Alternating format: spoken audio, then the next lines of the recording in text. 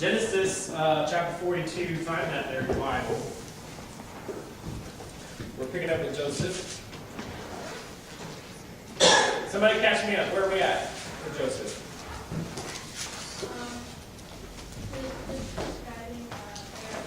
Pharaoh's dream. What about it?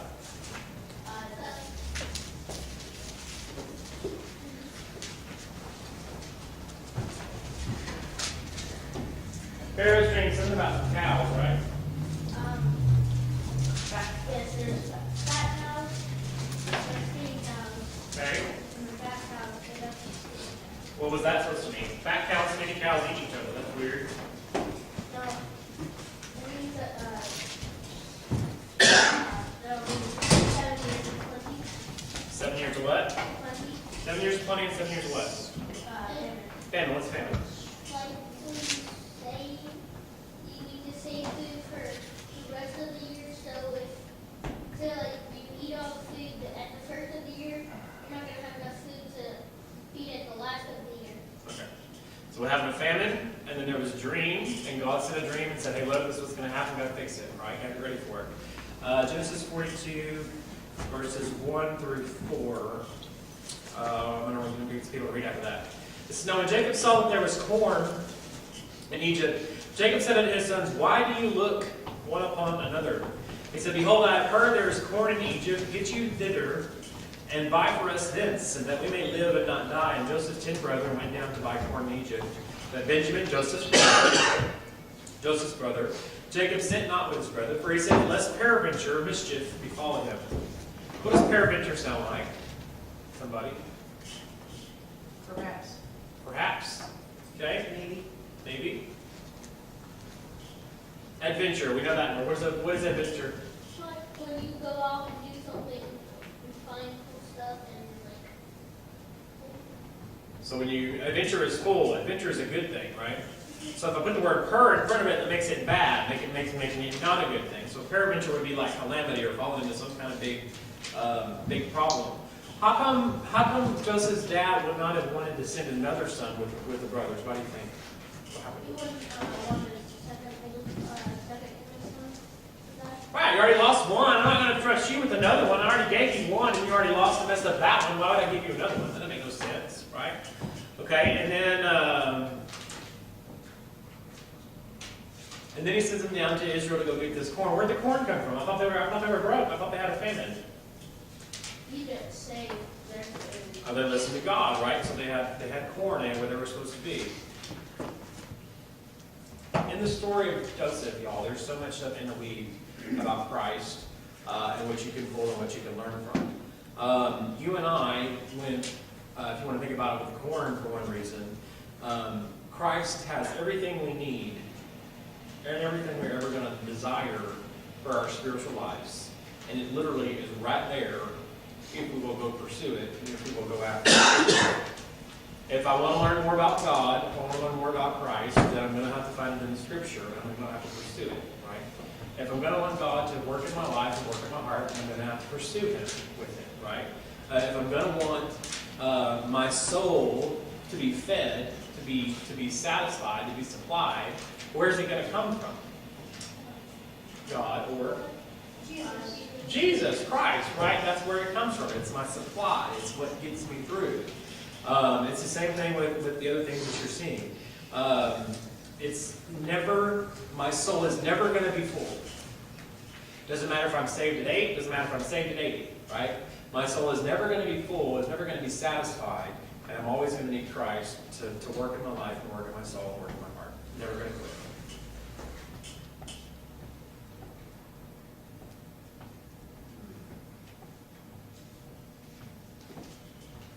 Skip down to verse, let's see,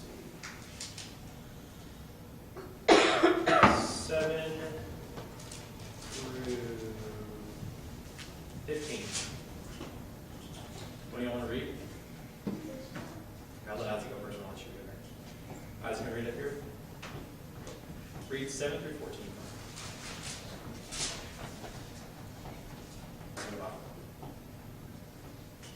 And Joseph saw his three Brethren. brethren, and he knew them, but made him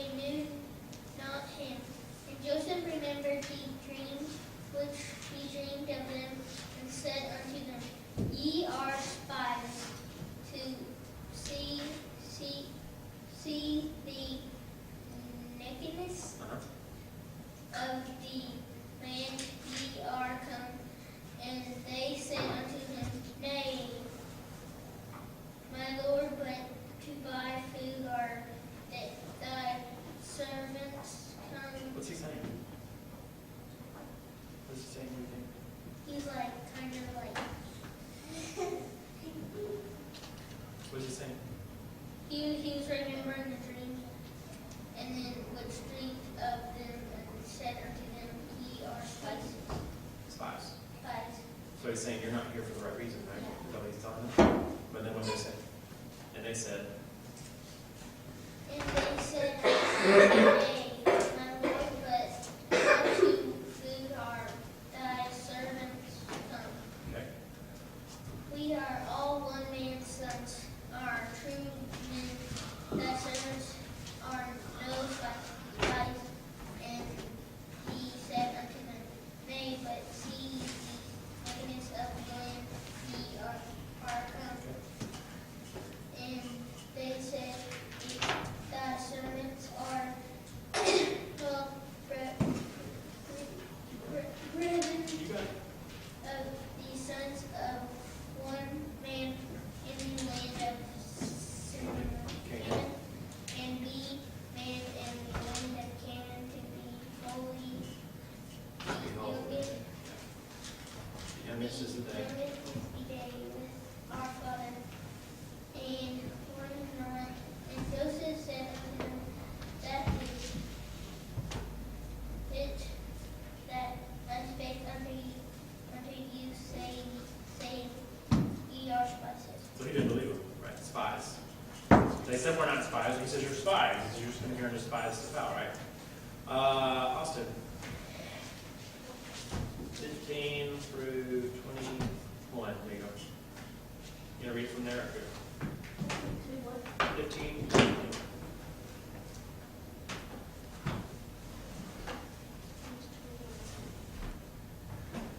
Take your time, no rush. Hereby ye shall be proved. By the life of Pharaoh ye shall not go forth hence, except your youngest brother come hither. Send one of you, and let him fetch your brother, and ye shall be kept in prison, and that your words may Words may be true. be proved, whether they be any truth, or else by the life of Pharaoh, surely ye are spies. So he still thinks they're spies. They're still spies. And he put them all together into ward Jail. That's jail. 3 days. And Joseph said unto them the third day, This do and live, for I fear God. If ye be true men, let one of your brothers be bound in the house of your prison. Go ye carry corn for the famine, and bring your houses. Yeah, that's good. Sometimes God goes through absolutely extraordinary efforts to bring attention to things. You read the Bible sometimes and you're going, this is crazy. Like he's doing this, he's doing this, he's doing this. Like you read Leviticus, it's literally so regimented and so detailed, right? God is a God of details, right? God is one that is very specific, right, about what he's going to plan. In here, he's telling Joseph is telling him, look, you're saying that you're true. You're saying that you're true? Okay, then if you're true, then prove it, right? And so any normal people who would be of a true nature would have no problem doing that. Because he knows from the past that his brothers are deceitful, that they lie, that they cheat, that they're not going to be the best kinds of folks, right? I fear God, right? So you can be sure that if I fear God, then I will do no wrong. You and I put that on the fear of God that you and I have should compel us or to restrain us from things that we ought not be doing because we fear God. God is not one to just lay by, allow things to go unchecked or unruled, right? Fear is not only taught, it's also shown. I guarantee you that the young kids that are here, they know a little bit about fearing God, but they have to be shown, they have to be taught.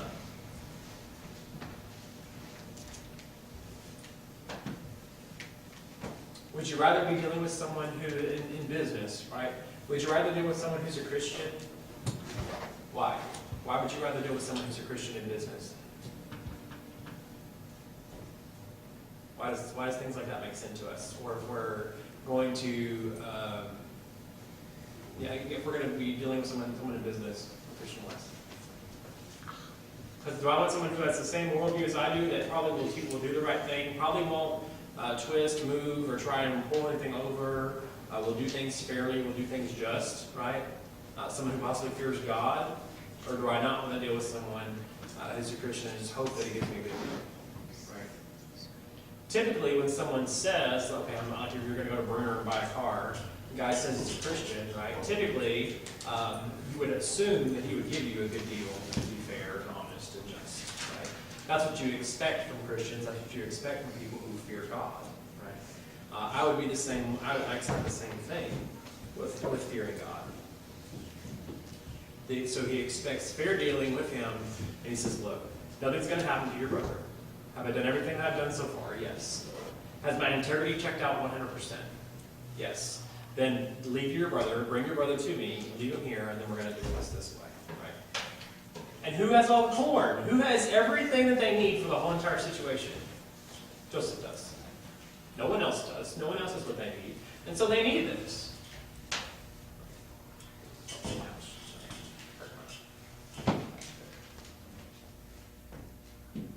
And they said one to another, we're very guilty concerning our brother, and that we see the anguish in his soul that he besought us, that we would not hear, and therefore in his distress come upon us. And Reuben answered and said, spake I not unto you, saying, do not sin against the child, that you would not hear, and therefore behold, all his blood is required. They forgot. What they had done to Joseph had kind of fallen out of their mind, and it kind of fell into the past. And then all of a sudden now they're reminded, now they're remembered, saying, look, we are not these true just guys that we're saying that we are. You know what we did. You know what was wrong. You know how we are. You know what's in our hearts. You know that it's not going to be there, right? And so the lesson for me and you is that every single one of us in here, man, woman, child, whoever, has a capacity for evil, right? Has a capacity for wrong. And I'm not talking about speeding ticket, like great capacities of doing the wrong or doing great wrong and trying to get away with it. In their lives, these were just completely and totally okay with it for forever, for years and years and years.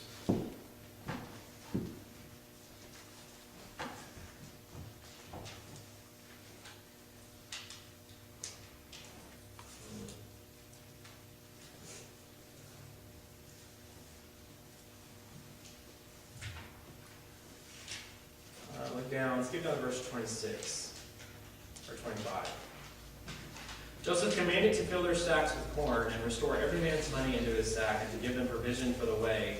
And thus he did unto them. And they added unto their asses the corn and departed thence. And as one of them opened his sack to give his donkey provider in the inn, he espied his money, for behold, it was in his sack's mouth. And he said unto his brethren, my money is restored, and lo, it is even in my sack. And their heart failed them, and they were afraid, saying one to another, what is this that God has done to us? Right? They paid money for the corn. They gave what they were supposed to do. They gave it to him, and all of a sudden it shows back up where it's not supposed to be. Someone who has done something wrong freaks out whenever grace shows up when it's not supposed to be there. It's supposed to be over and finished and done, right? He shows up, there's money in there, and Joseph's telling him, look, it's free this time. But the next time, if you read the rest of the chapter, I'm not going to read it, but he says the next time you show up for corn, because this is going to go out, and it's not good where you're at, so you're going to be back. The next time you come, you better bring your brother, right? I'm keeping Simeon. I'm keeping one of them already, and you need to bring the other one, because I'm going to see everybody. Right? I would much rather God deal with me mercifully and graciously than for God to have to lasso and rein and pull and try and get my attention in that way. Never do you want to experience God's chastening, God's direction, God's pull on you in a way that it shakes up everything around you. Can you imagine being separated from your family, that somebody's just going to stay with someone who you barely even know because he's in charge, you can do that? Imagine somebody saying, hey, I'm just going to keep your kid for a while, you don't have a choice. And living in that anguish every day. That's kind of what happens. He goes there.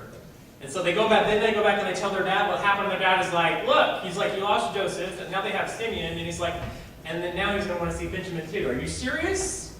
You guys are over 2 on this deal. You guys suck. You know, this is just kind of what is going on. He said, you're crazy, right? And they're going, look, we don't have any corn, so we need to live, so we got to trust that this guy knows what he's talking about. All of this stuff being chopped up, being moved, being pushed around, is because God is trying to get people where they need to be. He's getting them out of Israel, out of the famine, and he's giving them into Egypt. Remember the story of Moses? Where was Moses? Where was Moses growing up? In Egypt. And so in order to get Moses to grow up in Egypt, in order to start that part of the Old Testament history, God had to get him out of here and move him over here. So in the bigger part of it in the whole entire Bible, God uses things way back here, moves things around, gets people to where they need to be so that he can accomplish this thing way over here in the front. So when I see stuff like that, I go, wow, God really is a genius. And I'm just going to go ahead and trust him. Because if he's going to do that, if he's going to go to that many, he's going to pull out all the stops to do that, then I can trust him. If God's going to deliver a whole entire people through a famine, with corn and everything that they need, then I can trust him with that. If God's going to be with someone who deals with brothers who are awful, who basically almost kill him, who put him through the ringer, and through years and years and years of being in jail, then yeah, I can trust God with Monday or Tuesday. If God is going to do this, and God is actually going to promote him from being a jailer, and he's going to go up to being like, the vice president of a country, I think I can actually pay attention and give God my life a little more, because he did it in this man's life. Because remember, I think this is real. This isn't fiction. This isn't, fable, right? Then it's time for my faith to grow and stretch a little bit. Integrity, if I'm having issues with integrity and doing the right thing and wanting to do the right thing, well, I'm seeing Joseph, who's been challenged, who's been put through the ringer on integrity, and he did it. And I have Christ, so that tells me that yes, it's possible to have good integrity, to make right choices, right? And to follow God like I need to. All of this pulled out of a lesson. Looks like a very simple story on a page. That's kind of forgotten or older. But it all makes so much sense when you put it together.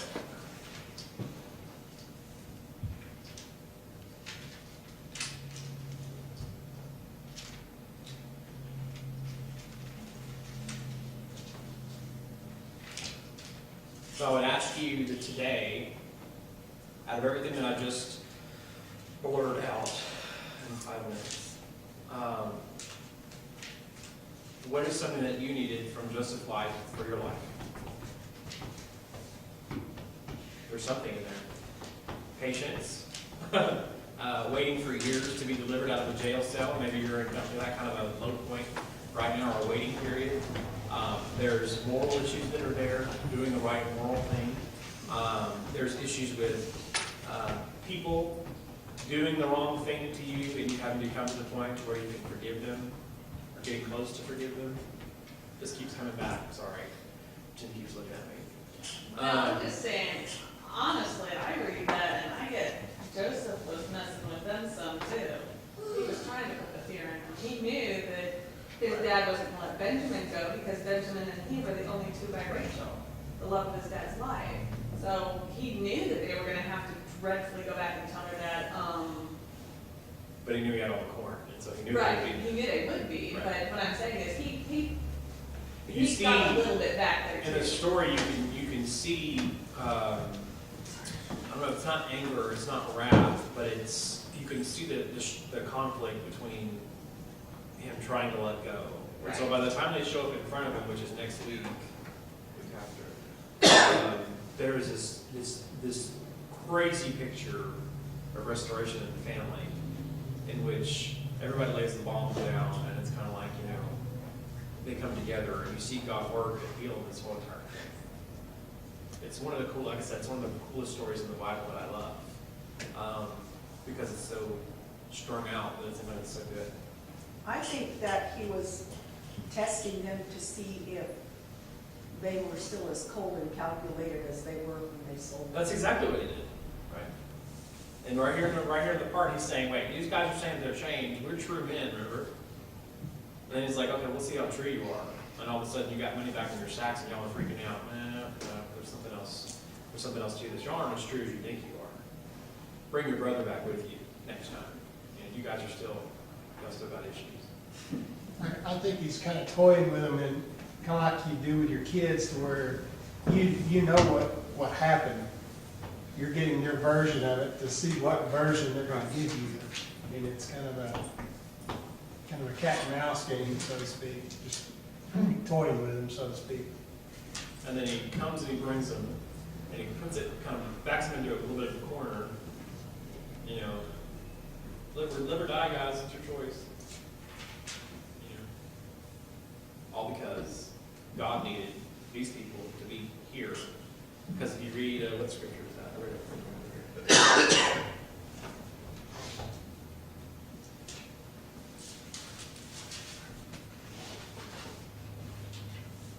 Acts chapter 7 gives you a recount of how when Stephen is preaching before he's stoned, and it's telling you exactly what's happening. Okay, look, we're moving them here because they have to be here in order for Moses to be here. And then once Moses is there, then Moses leads them out. When Moses leads them out, you know, it all. The Bible's inspired. God is really smart. God is a genius, and He leaves it all together for us when we just go, wow. You know, it's because it works. It takes some study, but hey, it's there, and it's what we need. So applying this to where we are in 2015, right? Integrity things are going to pop up, and we're going to have to deal with those. Dealing with people in our relationships who are going to do us wrong, who are not going to do right by us, who are going to lie to us, who are going to do the wrong thing. We're going to have to deal with that. Dealing with issues in life. The everyday issues, the famines that show up, those all things are going to be that we're going to have to deal with, right? Every single one of us can touch this story in one way or the other. Kids, dealing with tough kids at school. Not all kids are nice, right? All kids got their issues, and so they can draw from Joseph. Hey, look, this guy had a rough time. This is how he got through it, and the Lord was with him. The Lord's going to be with me in doing the right thing. The Lord's going to be with me in dealing with people being wrong to me. The Lord's going to be with me all the way through, and He's going to accomplish what He wants to accomplish through me if I let Him. You wait. Yeah, It doesn't amen. As far as, sort of being the top of Christ and at this point, the representative of the king, whenever he put the money back, Yep. I mean, you can go into that and say, I don't need your money. You know, the grace is free. Right. I want your commitment. Right. I want you. The money was I don't want you to pay me off, right? Right. You can't. You can't pay me off, right? I don't want you to pay me off. I don't want you to try and make this thing right, because that's a wrong that you can't right. I want you to get it right, and then let it go, right?